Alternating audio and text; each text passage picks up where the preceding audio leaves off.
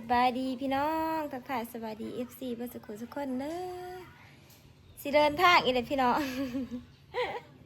อีเมลมาเตรียมจะสิไปเนาะสิไปส่งน้องพรพี่น้องเพิ่นมาดินบ้านซาวตีบ3 มื้อเลยเนาะวันนี้สิเขาไปเซ่เนาะไปกับรถบ่าวน้อยเด้อบ่าวน้อยเขามาเอาขี่รถใหญ่เนาะไม่ได้ตากฝนวันนี้ ตอนมาซาวตีขี่รถจักรมาเองกับน้องพรก็เลยว่าฝนมันตกหลายพี่น้องบรรยากาศแบบพายุเขานะฝนตกน้ำเสกก็เต็มพังเนาะขี้ขานแข่งพ้นก็ได้ปะเพิ่นสิไปเสกก็ติดรถไปนำบ่าวหน่อยปะแต่ว่าก่อนไปเฮาสิมาให้ติบอีเมกับพี่น้องแล้วอยากได้ติบ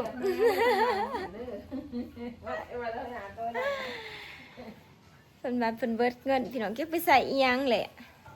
เบิ่งสิไปถามเนาะสบายดีพี่น้องแน่สบายดีพี่น้องอีในโทรศัพท์อ๋อตาเจมเนาะเลยเฮ้ยฟูมึงเบกับอัดลูกรังนะเบกันดิอยากได้เงินก็สิมีเงินหายเฮ้ยห้อยจะหาเงินอยากได้แต่ว่าเงินเงินไงพอเงินมึงเจ้านี่ไอ้คนนี้ที่ระบายเงินเงินพี่พอไปใส่ส่งลูกนี่จ้ะแล้วสิไปพาตัดอยู่ใส่อยู่หันแล้วมอแข็งมื่อนี้เห็นบ่แล้วนอนฝุ่นบ่มื่อนี้นอนเนาะแล้วสิว่าไม่ได้จังได้ถากลูกป่าได้อันนี้ก็ได้อย่าไม่นอนฝุ่นได้คันพาเราไปจังได้ปะมาน้อยเพิ่นมาหอดผังนั่นเนาะเขาสิขาเมื่อไปหาเพิ่นเดี๋ยวสิทายคลิปอีเมลก่อนหน่อยหนึ่งฝากล่างมือดังด้วยอยากไล่แต่เงินบ่ได้ไปใส่ก็ดีขายคนมันกระยากแต่เมื่อทะเลสิไปทำสวยมันยังไงลูกสาวหน้าบ่นี่หายเงินยีเมมาพี่น้องก็คือเงินเนาะไอ้เพิ่นหายเจ้าเพิ่นเดินทางเมื่อพี่น้องแต่ว่าเพิ่นว่าอาภาให้อีเมเด้อเพิ่นว่าให้จะลอยนึง2 ล้านไปเนาะจะซื้อกระปุนมากินย่างอีพอเนาะเดี๋ยวจะไปให้เราเองเนาะขอบใจละลายเด้อเรากำลังมือเดินหอดบ้านมาจากเป็นเดินทางเมื่อบ้านตอนนี้พี่น้องไปก็สิไปปักเซ่ก่อนพี่น้องสิไปเบิ่งลูกเลยบางทีเนาะเพิ่นเขาหมออีพอหั่นแหละถ้าเพิ่นไปหมอไปผ่าตัดเป็นสร้างแบบปักไขลังบอกไปพี่น้องเนี่ยเราไปขอกันอยู่พังนั่นเนาะไปติดเลยไปส่งหลวงพ่อกันเนาะป้าเพิ่นมานอนเฮือนนำ3 มื้อคิดฮอดบ้านเดี๋ยวประจักกินน้ำสบายดีพี่น้องเท่ากับแรงสิเมื่อเราตอนนี้กับบ้านกับเพื่อนก่อนกับบ้านกับเพื่อนบางน้อยเพิ่นสิเข้าปากเซ่พี่น้องเพิ่นสิไปอีสังเด็กเอกสารหลวดเพิ่นนี่เนาะแต่มาสติกันว่าขอไปนำเน่ขี้การขี่รถจักรป้าพี่น้องสิพาเบิ่งน้ำเซ่เนาะในน้ำเซ่โลนสิมาขึ้นแห้งแท้นี่สิบ่ถ่วมเฮาเหรอเจ้านัดเอ้ยนานสมาเด่นตะนาพี่น้องเบิ่งน้ำเซ่ซอยคนนี้โต๊ะกีกมืออื่นนี่ถ่วมแน่นอนใช้ไฟแดนเหือไปขามส่งข่อยเนี่ยขึ้นเด่นตะนาว่าจักยาอัน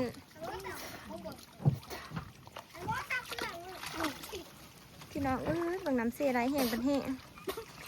ขึ้นไหมโจขึ้นไหมขึ้นแล้วตีบ่มีคุยเรื่องเอาไส้สางมาจ้ะไม่ทงกูนี่ดิยาวเลยบ่มึงอันดงเบิร์ดจ่อป้าน้อยเป็นถ่ายอยู่เป็นพี่น้องขึ้นไหมโจ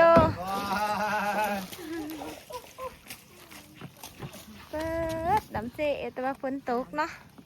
ฝนตก2 มื้อน้ำขึ้นมักเลยนึงบรรยากาศพี่น้องเขาจะปล่อยเขื่อนลงมาเนาะเนี่ยนี่แหละบ้านหน้าขันฝนตกขมือดินเลยจะสิมันขึ้นไหวน่ะนี่ทะเลฝนเยือนนี่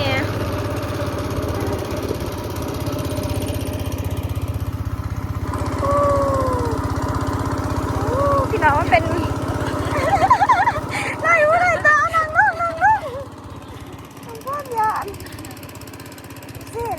เขาเสียเต็มพัง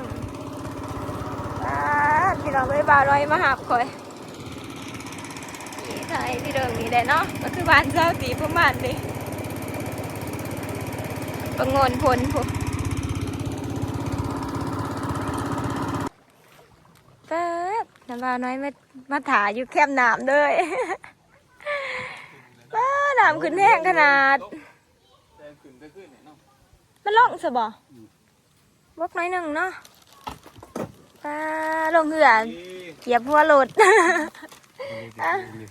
เท่าไหร่พอติดโดดเป็นอ่ะเนาะเน่นเคยเห็นบ่ากระดิ่งเขาบ่มีโดดมืออื่นก็โดยสารเนาะมืออื่นส่งขึ้นโดยสารก็ได้ใจไปมาซุกไปน้ำซ้ำลงน้อยหนึ่งเนาะ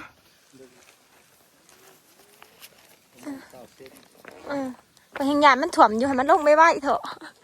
โต๊ะกีกมือแรกเขาวัดเกียมขนเครื่องโอ้มวนอยู่รักแต่ขี้ขันขนเครื่องไปพี่น้องไปก่อนเด้อเดินทางก่อน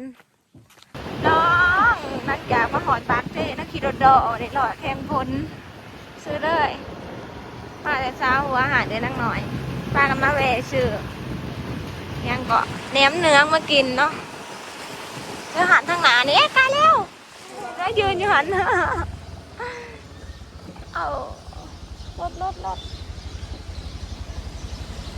พี่รถหล่อปากเซ่ฝนตกค่ำถ้าเชนกูซื้อกล่องเคยว่าสนิทเป๊กกันดิเนาะแปลกบ่ซื้อกล่องหล่อแบบนี้นี่พี่น้องแหนมเนื้อ2 จุดซื้อกินข้าวแรกเนาะพี่ขานเห็ดกินไปยายไปน้องพรกลับบ้านกันสาหัวก็เป็น2 ชั่วโมงหนึ่งแล้วเนาะไปยาวกลับบ้านก็พี่น้องกลับมาหอเดือนเลยพี่น้องจะไม่อีหยังหรอกซื้ออีหยังมากินน้องพรอีหยังวะดื่มเสือแหนมเนืองมีอย่างแหนมเนืองเนาะป้าไข่พักร้ายเนาะเจลแล้วก็2 สูตรแต่2 สูตรเดี๋ยวละโก้ยคือน้อยแถแหนมเพิ่นกูสิว่าน้อยหั่นแหละถ้าน้องพรมาเหือดเลยพี่น้องประเด็นบ้านชามมื้อเนาะพี่น้องทุก3 คืนเนาะหมอเขาให้สุกแล้วนี่กำลังสิกบ่กินข้าวแรงจ้ะน้องพรมื้อนี้พี่น้องสาวตีมากับเบาน้อยเด้อเป็นเบาหนังสือรถพี่น้องมื้ออื่นเป็นสิกลับเฮาจังสิกลับพร้อมเพิ่นพอดีนี้ฝนตกหลายนี่จากบ้านยาน้ำท่วมจะถ่ายถ่วมก็เมื่อเก่าแล้วเมื่อพ้นเครื่องแห่งหยาสมุทรขนาดถ่วมมาถ่วมแบบเนาะขึ้นเดียมอื่นเท่ากับเมื่อฝนแถฝนว่าพี่น้องเอ้ยพายุเขาทางภาคเขกันถ่วมเลยเกี่ยวมันเสียบอยู่ปะว่ามีแผ่นน้ำเนาะแผ่นเยอะจุกท้องได้พอเลยถ้าเนี่ยไปที่กันจุดโถเป็นคือแบบจิบโถป้าพี่น้องฟ้าคนก็มีเป็นเมียงเนาะมาแล้วก็ดีมีผักยังกอสมีกมะเมนผักติ๋วยังจะเคยกินมาผักกระเยี่ยงเบียดโบโหกินได้คือหอมคือผักกระเยี่ยงที่ใดนี่พี่น้องหอมคือผักกระเยี่ยงน้องเปิดใจซิมเบิ่งหอมคือผักกระเยี่ยงอันนี้อร่อยเจ๊จะมาคือเสคือว่าเราเป็นผักกระเยี่ยงป้าพี่น้องนี่มันเป็นเหมียงเนาะมันก็จะมีหมักเตงหมักเฟืองสมมะเฟืองกระเทียมหมักพริกขี้นูห่อเหมียงนะพี่น้องโอ้อันเจียวถั่ววะข้าวปูดกินข้าวแรกน้ำกันเด้อพี่น้องบรรยากาศพี่น้องอยู่ปากเซ่เนาะก็เงียบเงียบเพื่อนกับบ้านเฮาเนาะขัดอยู่ในนาอีกนี่ในซอยอยู่ไหนนะพี่น้องไอ้ย่าน้องพร ชาติมาอยู่แต่ว่าบ่ค่อยได้ถ่ายคลิปให้พี่น้องเบิ่งอันนี้เป็นเพื่อนน้องพ่อเด้อพี่น้องไปเดี๋ยวเราจะพาไปเบิ่งครั้งแรกเนาะพากันกินข้าวแรกวันนี้ชาติไปหลอกสื่อเครื่องสำอางกับน้องพ่อก็ได้ไปแวะสื่อแหนมเนืองมากินเนาะกับครอบครัวเพิ่นบ่ฮู้ว่าเพิ่นสิกล้าเของกล่องนะเฮาหรือบ่เนาะเพิ่นบ่เคยเอากล่องแล้วว่าเอา ครอบครัวน้องพ่อกับมีน้องสาวน้องคนหนึ่งอันนี้แล้วก็พ่อกับแม่อายเพิ่นเอามีอันนะพี่น้องที่เขาแรกกับยังมื้อนี้พ่อใหญ่เสียเรื่อง มากินยังไงก็เอิดนี่ กินข้าวเด้อพี่น้องอ่ะ แหนมเนือง น้ำเนื้อ พระท่านของเพื่อนว่าเมย์จะมากินว่าแหนมเนือง ก็เลยไปเมย์ซื้อมากินมื้อไหนกินเสียสวนเจ็บท้องแล้วข่อยหา ได้กินอีสัง เพื่อนกินได้เสียส่วนคนห้านาเสียส่วนมากิน มาเพื่อนก็ใส่ กินน้ำเนื้อเด้อ ที่พอเขาเกาะ กินพันอันนี้มันต้องคำใหญ่ด้วยพี่น้องเป็นเมียงเนาะแบบพันกระโยอันไหนเนาะแบบพันปลาผ้าผู้บ่าวออกเด็กทางไหนอยาสิสั่งเด้อพันปลาคำใหญ่ เจียวมันเสียบอยู่บ่พอ ในเมืองมันเมืองยังมัน บ้านเขิมแหนมเนือง ใส่อันนั้นก็ได้ ใส่กาวเหยาะเพชรบ่ เผ็ดหน่อยดิ พริกขี้หนูนี่ พริกเพชร ทานดิ อ่ะเด่นหนึ่งแจกไปแจกเด่นชุด มา จะ มา ถาม มา เป็นเหมือนเหมือ แซ่ น บแซ่บ พ่อนซิเบิ่งกันผักกระแยงเบียดนะ กินมันคือกันเนาะก็ผักกระแยงบานเท่าเนาะเขาว่าคือหยาอันนั้นคือหยาคัดๆหันอยู่บ้านเท่านั้น เป็นอย่าง กินขึ้นกันเลย เผ็ด กิน ละ ขึ้นกันก็ประมาณนี้เองบ้าน กินมันขดคือหรอนะพ่อเพราะว่าเนาะ ข้าวตะกี้ข้าวใส่ อ่า แป้งเนาะ อันนี้ ขาวแรงกันเนาะพี่น้องเลย แต่ว่าบกกวดบ่มี กลัวมีกลัวท่านี่ไหน ป้าน้องพ่อนประเด็นบันตั้งหลาง3 มื้อหมด มากำกูเบอไปแล้วประเด็นหน้าผู้บ่าวหน้าบ่าวน้อย หน้าเราหน่อย เขาพาไปหาหน่อไม้ เขาจะกินที่หมดไอ้โจ๊ก ไปหาหน่อไม้ไปกินเดือดแป้งเป็ด กินแต่แป้ง สั่นเดียวเนาะ เดียว เมื่อคืนนี่กินเสียสวนเมื่อคืนนี่ แต่พอลงยาวันนี้